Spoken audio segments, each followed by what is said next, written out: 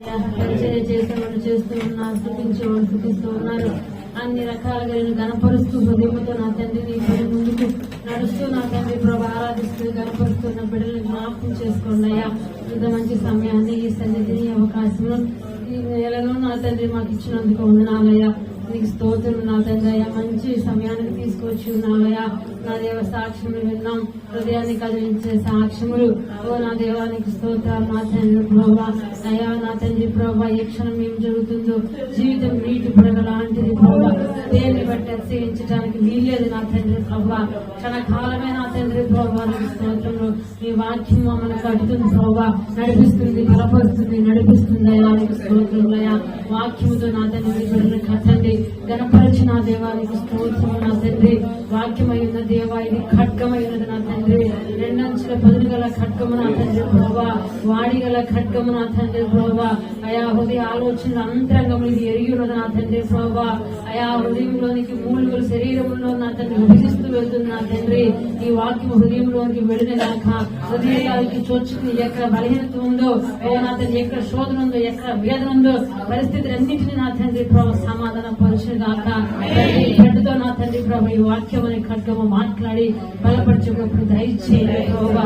బిడ్డలందరినీ ఆదరించమని, దర్శించమని, ఆత్మదేవుడు అందరిలో మీరు ఉండమని ప్రభా. ఓ నా తండ్రి నాతోను నాలోనే మీరుండి నడిపించమనయ్యా. మీ సహాయాన్ని కోరుకుంటూ నజరేయుడైన యేసుక్రీస్తు నామములో ప్రార్థిస్తున్నాం తండ్రి. Praise the lord. అందరికీ వందనాలు. మరి సమయంలో వాక్య భాగంలోకి వెళ్దాం. పరిశుద్ధ గ్రంథంలో నుంచి కీర్తన గ్రంథం తీసుకుందాం. 142వ అధ్యాయం. కీర్తి యెహోవాకు మొరపెట్టుచున్నాను, ఎలుగెత్తి యెహోవాను బ్రతిమాలుకొనుచున్నాను. బహు వినయముగా ఆయన సన్నిధి నేను మొరపెట్టుచున్నాను. దేవుని స్తోత్రం. హల్లెలూయా. నెక్స్ట్ 141వ అధ్యాయము 1-2 వచనాలు చదవమ్మా. నేను నీకు మొరపెడుచున్నాను, నా యొద్దకు త్వరపడి రమ్ము. నేను మొరపెట్టగా నా మాటకు చెవియకు. నా ప్రార్థన దూపవలెను. నేను చేతులెత్తుట సాయంకాల నైవేద్యం వలన నీ దృష్టికి చాలు అంగీకారములగును గాక. ప్రార్థన గురించి, మన జీవితంలో ప్రార్థన మనకి అవసరం. ఎన్నో ప్రార్థనలు మీకు నేను తెలియచేశాను, నేర్పించాను. చాలా మంది చాలా వరకు ఆ ప్రార్థనలు కొనసాగుతూ ఆగిపోయి ఉన్నారు. కాబట్టి మళ్ళీ దేవుడు మనకు తెలియచేస్తూ ఉన్నాడు. ప్రార్థనే మన జీవితాలని కట్టేది. ఎవరూ మన జీవితాలని కట్టరు, ఎవరూ మనకు తోడు ఉండరు. నీకుగా నువ్వు సహాయం చేస్తున్నది ఏమిటంటే ప్రార్థన. దావీదు ప్రార్థనే తెలుసు, ఇంకేం తెలియదు. దావీదుకి ఏం తెలుసు? ప్రార్థన ఒకటే తెలుసు. కష్టం వచ్చినప్పుడు ప్రార్థన చేయకు తెలుసు. అయితే ఈ రోజు మనం నేర్చుకునే పాయింట్ ఏంటంటే చేతులెత్తి ప్రార్థించుట. నేను చేతులెత్తుట సాయంకాలం నైవేద్యం వలన నీ దృష్టికి అంగీకారములు అగునుగాక. దావీదు ప్రార్థన చేస్తాడు, ముమ్మారు ప్రార్థన చేస్తాడు. దావీదు స్తుతిస్తాడు, 7 మార్లు స్తుతిస్తాడు. కానీ దావీదు ప్రార్థన ఎలా ఉండిద్దంటే చేతులెత్తే ప్రార్థన, మోకాళ్ళేసే ప్రార్థన. దర్జాగా కుర్చీలో కూర్చుని చేతులు కింద దించుకుని చేతులు జేబులో పెట్టుకుని లేకపోతే ముసుగు కమ్ముకుని ఇలా ప్రార్థన చేయడు.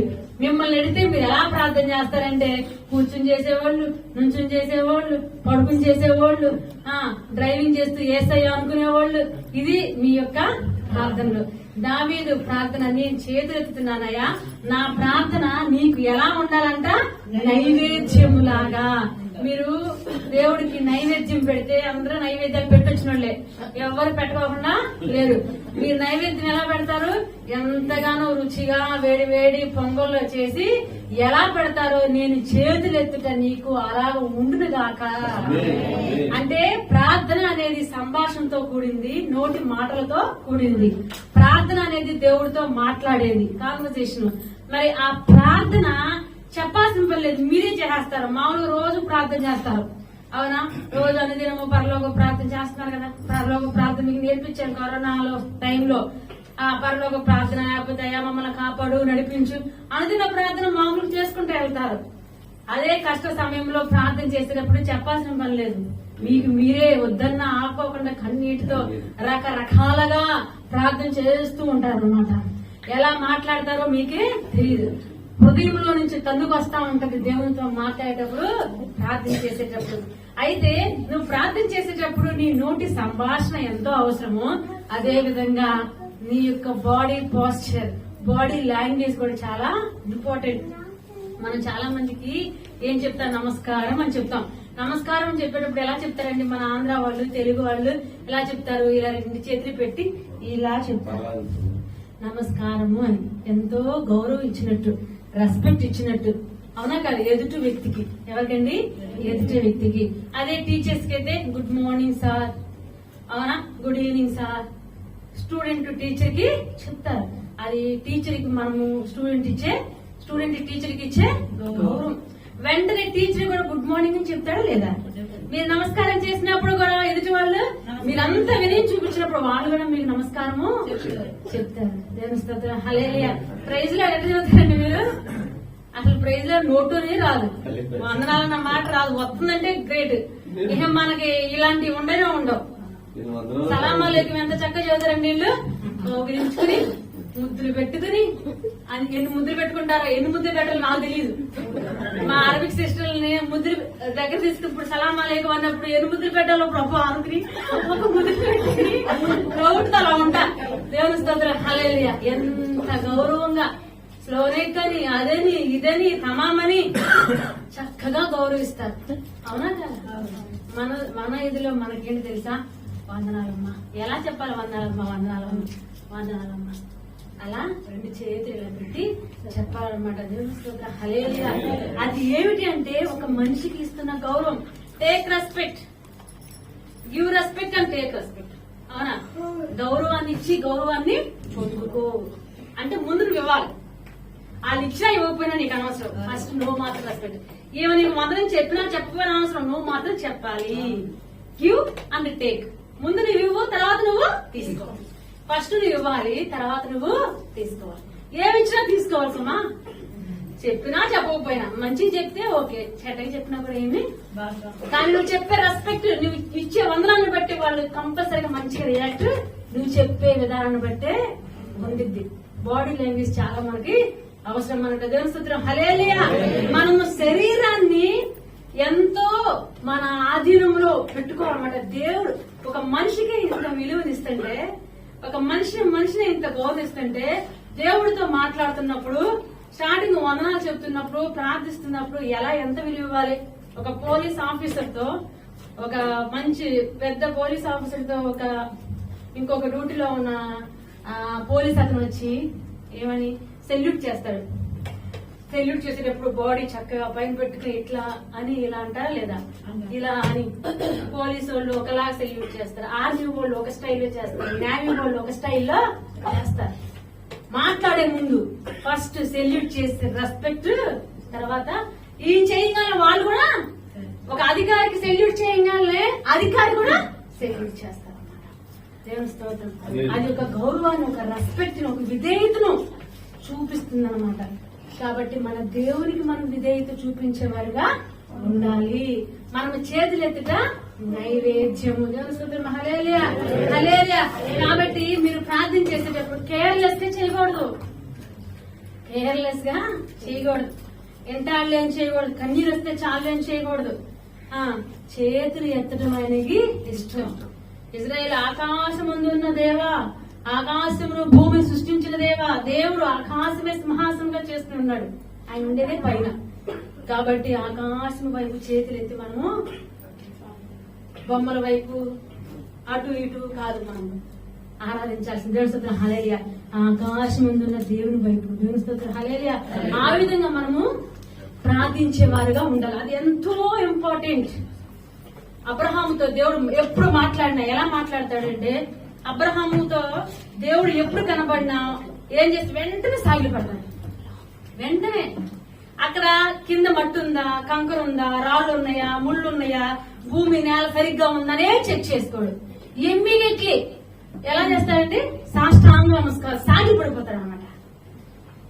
సాగి పడిపోయి కాళ్ళు పట్టుకుని వందనాలు చెప్తాడండి. ప్రభు నీకు నా బట్టలు పాడైపోతాయేమో, కొత్త బట్టలు వేసుకొచ్చుకున్నాను, పట్టుబట్టలు, అది ఇదేనా అనుకోడు. ఎవరు? అబ్రహాం గారు. సాగిలి పడిపోతాడు దేవుడు ముందు, పూర్తిగా తన శరీరానికి కిందకి అది చేస్తాడు అనమాట. మనం కూడా ఆ విధంగా దేవుణ్ణి ఆరాధించేవారుగా ఉండాలన్నమాట. ఎందుకు చెప్తున్నానంటే మన ప్రార్థనలో కొన్ని మార్పులు మనం తెచ్చుకోవాలి. దేవుడు మన ప్రార్థన అంగీకరించేటట్టుగా ఉండాలన్నమాట. ఒక ఇంటర్వ్యూకి వెళ్తే మనం ఇంటర్వ్యూలో చూస్తారు, బాడీ లాంగ్వేజ్ చూస్తారు, నువ్వు మాట్లాడే మాట, ఇంగ్లీష్ స్కిల్స్ చూస్తారు. చాలా బాగా మాట్లాడిందా లేదా, ఇంగ్లీష్ ఎలా మాట్లాడుతుంది, క్వశ్చన్ కి కరెక్ట్ గా ఆన్సర్ చేసిందా లేదా, స్పీకింగ్ చూస్తారు.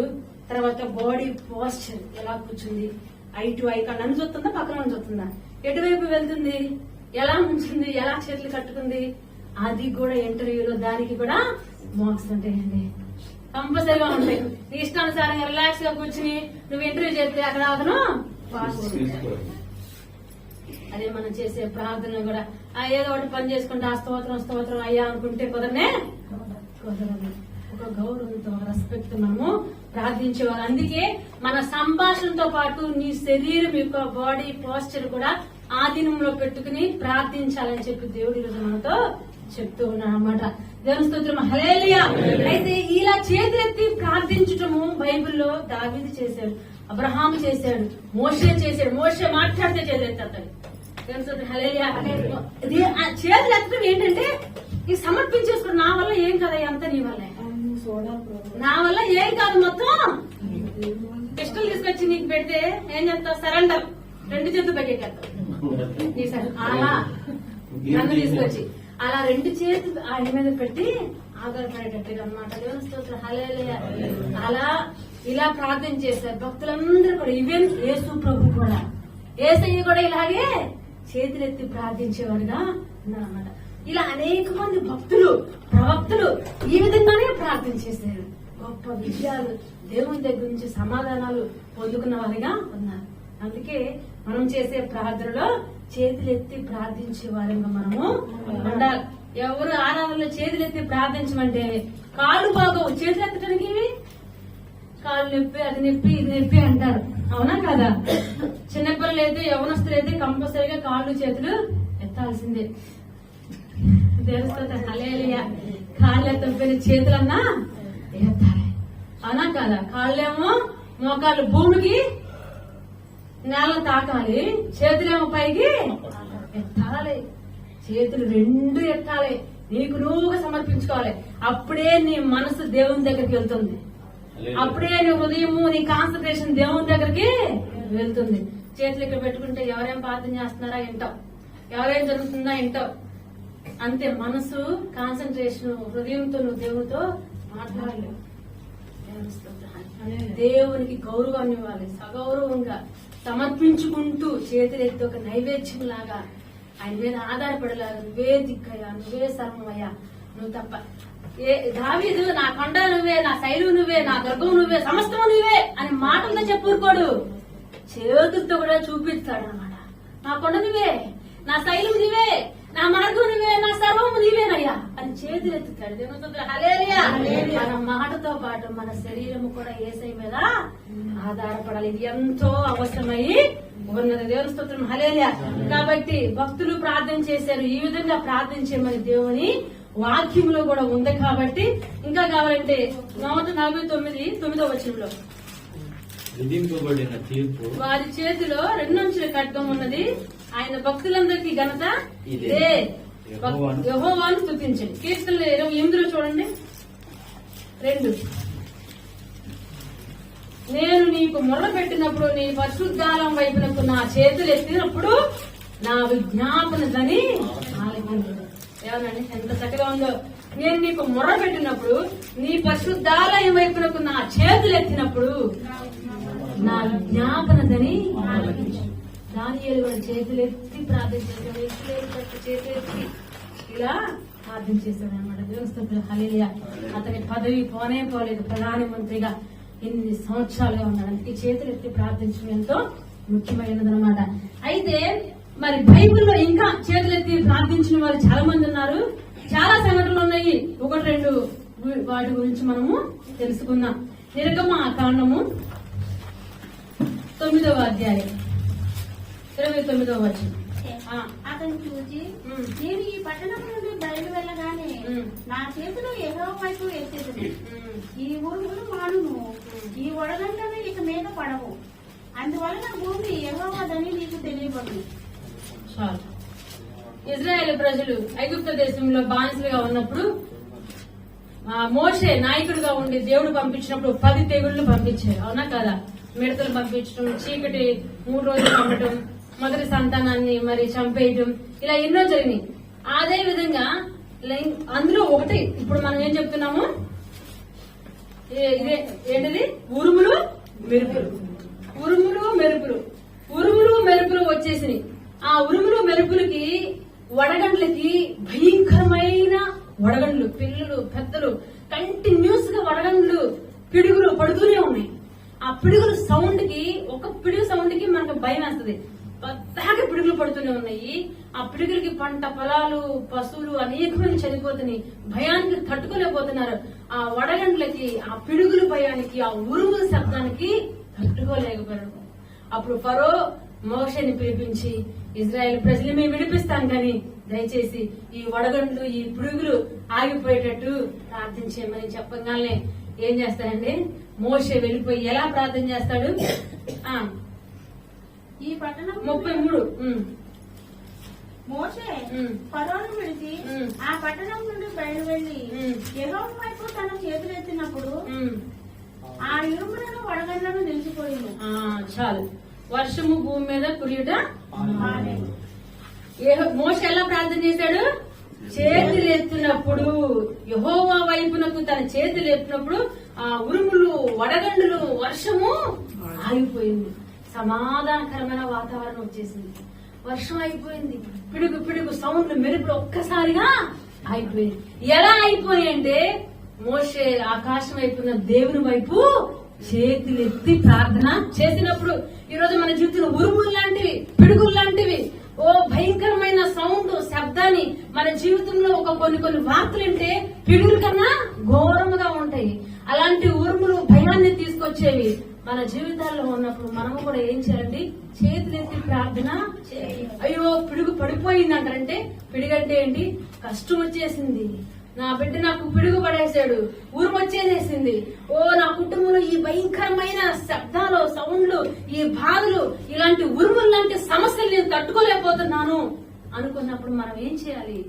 చేతులెత్తి ప్రార్థించినప్పుడు ఆ ఉరుములు, ఆ పిడుగులు నీ జీవితంలో లేకుండా దేవుడు చేస్తాడు. మోషే అదే చేశాడు.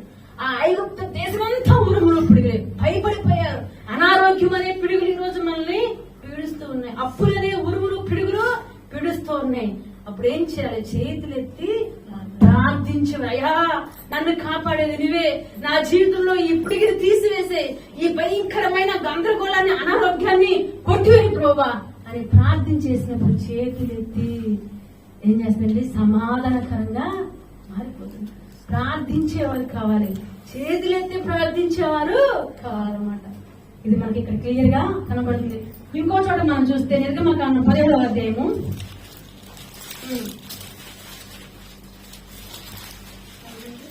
17వ అధ్యాయము 8 వద్దులే 10 9 నుంచి చదువుతాం మధ్యలో. మోషే యెహోషువతో మన కొరకు మనుషులను ఏర్పరిచి వారిని తీసుకుని బయలు వెళ్లి అమాలేకీయులతో యుద్ధం చేయి. 11 10 మధ్య నుంచి చదువు. మోషే అహరోను పూర్వ అనువారు ఆ కొండ శిఖరం ఎక్కి మోషే తన చెయ్యి పైకెత్తినప్పుడు ఇశ్రాయేలు గెలిచిరి. మోషే తన చెయ్యి దింపినప్పుడు అమాలేకులు గెలిచిరి. మోషే చేతులు బరువెక్కగా వారు ఒక రాయి తీసుకుని వచ్చి అతడు దాని మీద కూర్చుండటకే దానిని వేసిరి. అహరోను పూర్వులు అప్పుడు ఈ చాలు మనం ముందుకెళ్ళిపోదాం. ఓకే సరే. ఇక్కడ అమాలేకులు రెఫీదీము ఇజ్రాయేల్ ప్రజలు ఎర్ర సముద్రాన్ని దాటారు.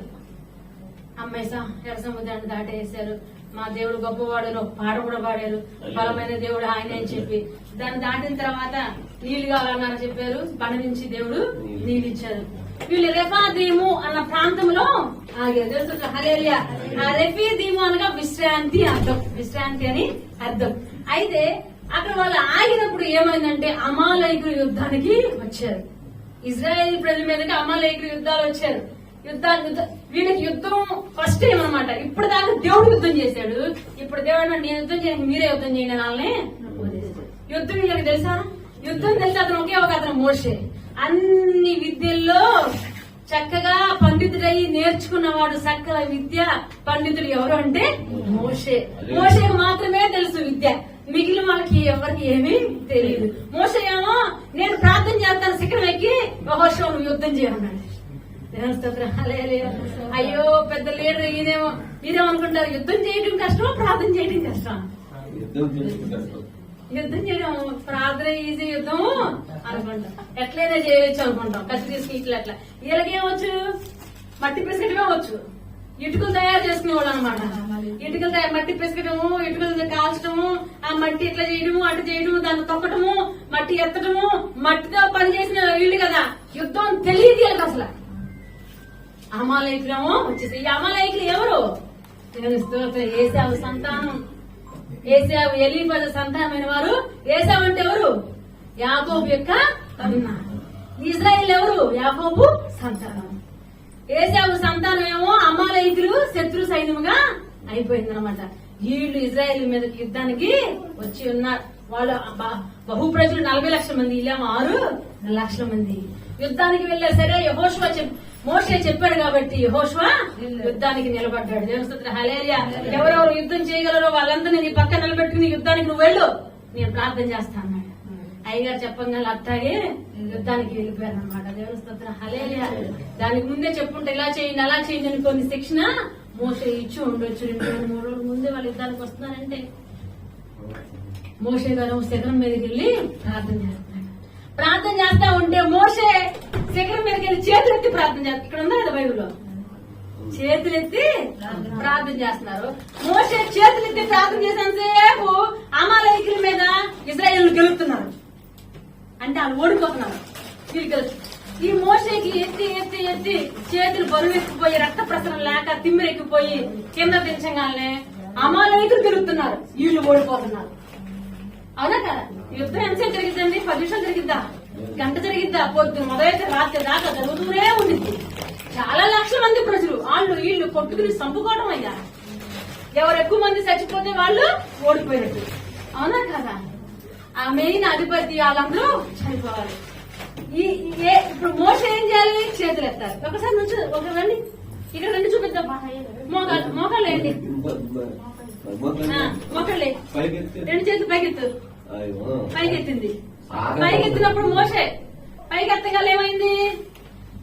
ఇశ్రాయేలీలు గెలుస్తున్నారు. చెయ్యి పైకి కింద దించేసింది. వీళ్ళు ఓడిపోతున్నారు, వాళ్ళు శత్రువులు గెలుస్తున్నారు. ఇది గమనించి ఏం చేశారంటే అహరోను హూరులు ఏం చేశారు? మీ ఇద్దరు లేవండి. అహరోను హూరులు ఏం చేశారు? మోషే చెయ్య నిలబెట్టుకోలేకపోతున్నాడని చెప్పి ఒక రాయి తీసుకొచ్చి రాయి మీద కూర్చోబెట్టి ఇప్పుడు మీరు ప్రార్థన చేయమని చెప్పి 2 చేతులు ఎత్తమని చెప్పి వీళ్ళిద్దరు నువ్వు ఆ 2 చేతులు పట్టుకో, 2 చేతులు తీసుకోబెట్టుకో. ఇప్పుడేంది? ఈ 2 చేతులు, ఈ 2 చేతులు, ఈ 2 చేతులు, 6 చేతులు ఎత్తు పట్టుకుని అట్లాగే సాయంత్రం వరకు అయ్యా నువ్వు ప్రార్థన చేసుకో, మేము చేతులు ఎత్తుకుంటాము, మీరు యుద్ధము. ఇక్కడ వాక్యం అనే ఖడ్గం వస్తుంది. ఇక్కడ చేతులనే నైవేద్యము యేసయ్య ముందు, యెహోవా ముందు నిలబడి ఉంది. అక్కడ యుద్ధంలో విజయము వాళ్ళు పొందుకున్నారు. సాయంత్రం వరకు ఇదే పరిస్థితి. హల్లెలూయా. ఈ విధంగా వారి యుద్ధాన్ని అమాలేకుల మీద ఇశ్రాయేలు ప్రజలు గెలిచారనమాట. హల్లెలూయా. మీ బిడ్డలు ఎగ్జామ్ కి వెళ్తే వినండి జాగ్రత్తగా. మీ బిడ్డలు ఎగ్జామ్ రాస్తుంటే లేకపోతే మీ బిడ్డలు జాబ్ ఇంటర్వ్యూకి వెళ్తే వాళ్ళు ఇంటర్వ్యూ ముందు కూర్చుంటారు అంతే, వాళ్ళు వెళ్ళి ఎగ్జామ్ రాస్తారు అంతే. కానీ నీ ఇంట్లో ఉండి నువ్వు చేతులెత్తి ప్రార్థించేవారిగా ఉండాలి. ప్రార్థన ఆ విజయానికి కాలం నీ దగ్గర ఉండిద్ది. ఇక్కడ ఆ విజయానికి కాలం మోషే దగ్గర ఉంది. యుద్ధంలో అక్కడ నుంచున్నారు, కాలం ఎక్కడ ఉంది? మోషే దగ్గర ఉంది.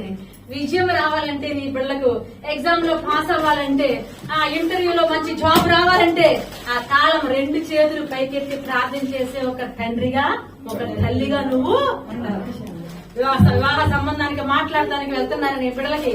నీ ఆయన గారి సంబంధం మాట్లాడటానికి వెళ్తే నువ్వు ఇంట్లో ఉండి 2 చేతులు ప్రార్థించేటట్టుగా ఉండాలి. ఒక విషయం గురించి మాట్లాడటానికి వెళ్తున్నారు, నువ్వు ఇంట్లో ఉండి 2 చేతులు వాళ్ళు వచ్చిందాకా ప్రార్థన ఉంటే మనుషులు ఉంటే ప్రార్థన చేయడం మాట్లాడాలి. వాళ్ళు వెళ్ళిపోయారు, పంపించే తలుపులు వేసుకో, 2 చేతులు ఎత్తు నువ్వు ప్రార్థన చేయాలి. గంటల కొద్ది సమయాన్ని వెతుక్కోవాలన్నమాట. దేవస్తోత్ర హల్లెలూయా. అప్పుడు విజయం నీ సొంతం అవుతుంది. దేవస్తోత్ర హల్లెలూయా. అందుకే దేవుడు క్లియర్ గా చెప్తున్నాడు. అయితే ఈ అమాలేకులు చూడండి, కనపడుతున్న శత్రువును మనం జయించవచ్చు. శత్రువుతోనే నీకు పోరాడుతుంది. కనపడిన శత్రువుని ఎలా జయించగలుగుతామండి? శత్రువు ఎన్ని రకాల అపవాది రూపంలో వచ్చింది, సాతాను రూపంలో. కనబడే శత్రువులు లోకమై ఉంది. ఇంకొకటి శత్రువు ఏంటి తెలుసా? నీ శరీరమే నీకు శత్రువు అయి ఉంది. నీ శరీరమే నీకు శత్రు. ఈ శరీరం చేతులెత్తి ప్రార్థన చేస్తే, ఈ శరీరం కష్టపడి నలకొట్టబడితే అసలు ఏ సాతాను మన దగ్గరికి రానే. మనలో ప్రార్థన అనే వాక్యం అనే నీళ్లు గాని లేక ఇంకిపోతే ప్రతి శత్రువు వచ్చి మనల్ని ఆక్రమించేసింది అన్నమాట. దేవస్తోత్రం హల్లెలూయా. ఈ మూడింటిని జయించు. మరి ముఖ్యంగా సాతానన్నా జయించగలుగుతావు కానీ, కనపడ్డ శత్రువున్నా జయించగలుగుతావు కానీ, నీ శరీరాన్ని మాత్రం నువ్వు జయించవు. బాగా విజ్ఞాపనలు ప్రార్థన చేసే వారికి మనము ఉండాలి. దేవుని స్తోత్రం హల్లెలూయా హల్లెలూయా.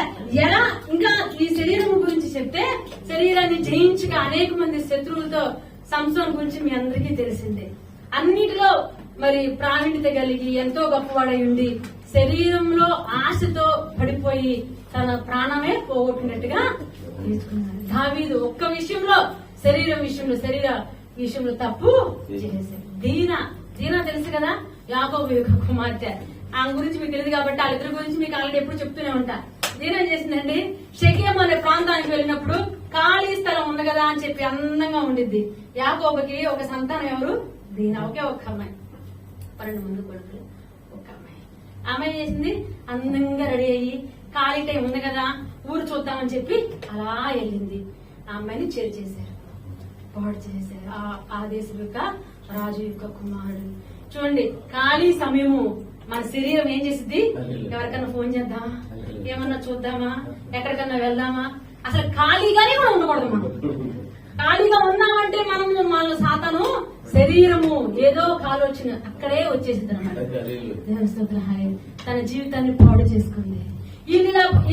దాని వల్ల వచ్చిన నష్టం ఏమిటంటే, అతను వచ్చి ఆ పాడు చేసిన అతను వచ్చి వాళ్ళ తండ్రి ఇద్దరు వచ్చి ఏమన్నారండి, మీ అమ్మాయిని మేము పెళ్లి చేసుకుంటాము, ఎందుకంటే నా కొడుకు ఈ అమ్మాయిని ప్రేమించేవాడు తప్పు చేయకుండా ఉండాలి.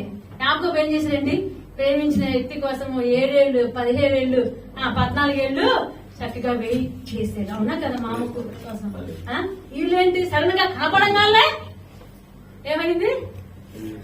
ప్రేమ అప్పుడు కనపడలేదు, తప్పు జరిగిపోయింది, ఇప్పుడు పెళ్లి చేసుకుంటాం మేము ప్రేమించాం. అది కరెక్ట్ కానే కాదు. ఇది యవనస్తులకు సంబంధించింది. అయినా కూడా శరీరము ఏమవుతుందంటే మన శత్రువు అవుతుంది. ఈ యాకోబు కుమారులు. అయితే యాకోబు ఏం చేశాడు, మేము సున్నతి పొందుకున్న వారు ఇశ్రాయేలు ప్రజలు మీకు మాకు కొత్తదనాలు కదా, వీళ్ళు వినయముగా మాట్లాడేలోపు అంగీకరించేశాడు యాకోబు చేసిన తప్పు. దేవస్తోత్రం. ఒకటి, కుమార్తె తప్పు చేసింది తెలుసుకోలేకపోయాడు. 2, బయటికి వెళ్ళడమే తప్పు. అంతమంది అన్నలుండి ఏం చేస్తున్నారో మాకు అర్థం కాదు. ఏమంటే ఒక అన్న ఉంటేనే నాకు చెల్లెక్కడికి అవునా కాదా? మహా వెనకాల వివేక్ ఎట్టుంటాడు, అది కాసుకుని కూర్చుంటాడు అన్నమాట. అంతమంది అన్నలుండి దీనా ఏం చేస్తుందో, మరి వాళ్ళందరూ ఏం చేస్తున్నారో నాకు అర్థం కాలేదు. తండ్రి ఏం చేస్తున్నాడో అర్థం కాదు. ఖాళీ సమయం ఊరు చూస్తానని చెప్పి చక్కగా వెళ్ళిపోయింది. చూడండి ఎంత పని.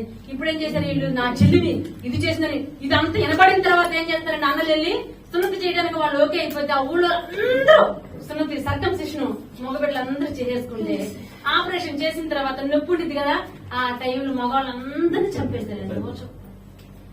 చంపేయాలి, రక్తపాతం అన్నమాట. ఒక్క దీనా చేసిన మిస్టేక్.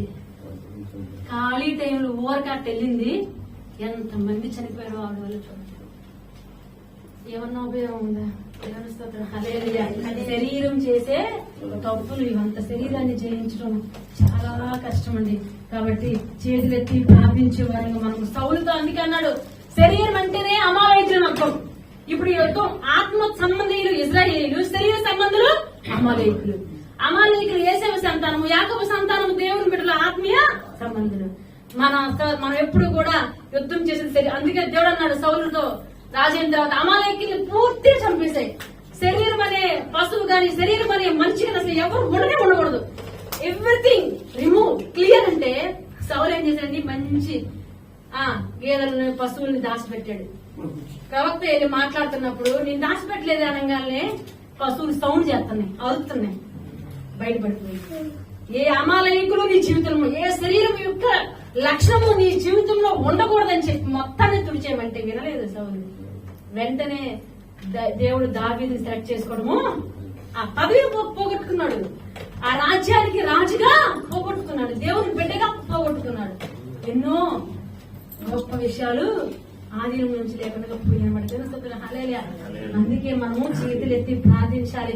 ఆ శరీరాన్ని జయించాలంటే నువ్వు ప్రార్థించాలి. హల్లెలూయా. సరే, ఇంకా మనం ముందుకు వెళ్దాము. పవిత్రమైన తిమోతిల పత్రిక 1 తిమోతి 2వ అధ్యాయం చూద్దాం. 8. కావున ప్రతిస్పందన పురుషుల కోపంను సరళం చేయను, సంశయం చేయలేని వారై పవిత్రమైన చేతులెత్తి ప్రార్థన చేయవలని కోరుచున్నాను. మరియు స్త్రీలను అనుకువ స్వస్థ బుద్ధియు గలవారై ఉండి తగుమాత్రపు వచ్చారు. ప్రతి స్థలమందును పురుషుల కోపము, పురుషులకి అంటేనే కోపం, అందుకే ఇచ్చాడు. పురుషుల కోపమును సంశయము లేనివారై, అనుమానాలు సంశయము లేనివారై పవిత్రమైన చేతులెత్తి ప్రార్థన చేసేవారుగా ఉండాలండి. దేవుడు కోరుకున్నాడు. ఇక్కడ ఉంది, వినాలి బ్రదర్స్. పురుషులు ఎలా ఉండాలి? కోపం లేని వారుగా, సంశయం లేని వారై పవిత్రమైన చేతులెత్తి ప్రార్థన చేయవాలని కోరుకుంటున్నామని ఉంది ఇక్కడ. కోరుచున్నాను అర్థమవుతుందా? ఎందుకంటే స్త్రీలన్నా ప్రార్థన చేస్తారు కానీ పురుషులు మాత్రం ప్రార్థన చేయలేదు. స్త్రీల సంఖ్య ఎక్కువ, పురుషుల సంఖ్య తక్కువ. అసలు ఒక కుటుంబానికి యజమానుడు గాని యజమాని కరెక్ట్ గా ఉండి చేతి ప్రార్థన చేస్తే అందరూ ప్రార్థన చేయాల్సిందే. వాళ్ళు చేయక ఇవన్నీ మాకు కష్టాలు అన్నమాట. స్త్రీలైన వారు బైబిల్ చదువుతుంటే నేను ఆనందంగా పోతాను. అది యజమానులు అయిన బ్రదర్స్ ఎలా ఉండాలి? చేతులెత్తి ప్రార్థించేవారుగా ఉండాలి. చాలా మంది చేతులెత్తి ప్రార్థన, మీరు గౌరవించాలి, దేవుణ్ణి సమర్పించుకోవాలి. అలా మా తమ్ముడు మా ఇంట్లో అండి చేతులెత్తి ప్రార్థన చేస్తాడు. అసలు ప్రార్థన చేస్తే చేతులెత్తి మోకాళ్ళు ప్రార్థన చేసింది. నేనన్నా మోకాళ్ళు వేసి ఇలా కోడిపిల్ల మురడి తీసుకుని ప్రార్థన చేస్తాను కానీ మా తమ్ముడు మాత్రం ఎంతసేపు ప్రార్థన చేసిన చేతులెత్తి ప్రార్థన చేస్తాడు. మంచి బిజినెస్ ప్లస్ ఫార్మస్యూటికల్ ఇండస్ట్రీలో మేనేజర్ గా చేస్తాను. ఏంటి అంటే ప్రార్థన, చేతులెత్తి ప్రార్థన ఉంటే చాలు నీ జీవితంలో. అసలు ఆ దేవుడికి ఇచ్చే గౌరవం బట్టే దేవుడు నిన్న ఆయన గణపరిచిందా నిన్న ఆయన గణపరిచేస్తాడు. నువ్వు విష్ చేయగానే ఎలా ఇంకొకరు నీకు విష్ చేస్తాడో నా దేవుడు నిన్నంతా గణపరుస్తాడు. నెక్స్ట్ పవిత్రమైన చేతులు ఎత్తాలి. తాగుబోతుల చేతులు, సిగరెట్ కాల్చే చేతులు, పాపం చేసిన చేతులతో అయ్యా స్తోత్రం నువ్వు ఉన్నావు చాలు అంటే పవిత్రమైన చేతులు, యేసు రక్తంతో కడగబడిన చేతులు, నిర్దోషమైన చేతులు, పశ్చాత్తాపబడిన చేతులతో చేతులు ఎత్తి కన్నీరు కాల్చే బ్రదర్స్ గా ఉండాలి. మీరుంటే మాకు ఈ సమస్య ఉండనే ఉండదు. నాకు కోపం తెచ్చావంటే నాలో మృగం భర్త అంటారు అనమాట. మృగం లేచిందంటే నా చెయ్యి ఎక్కడికి వెళ్తుందో తెలుసా?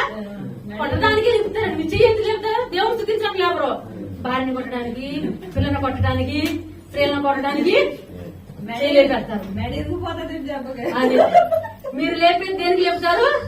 దానికి లేపేది. భార్య ఏమని తెలుసా? మీరు లేపినప్పుడు వీళ్ళు సైలెంట్ ఉంటారా? ఉండం కదా.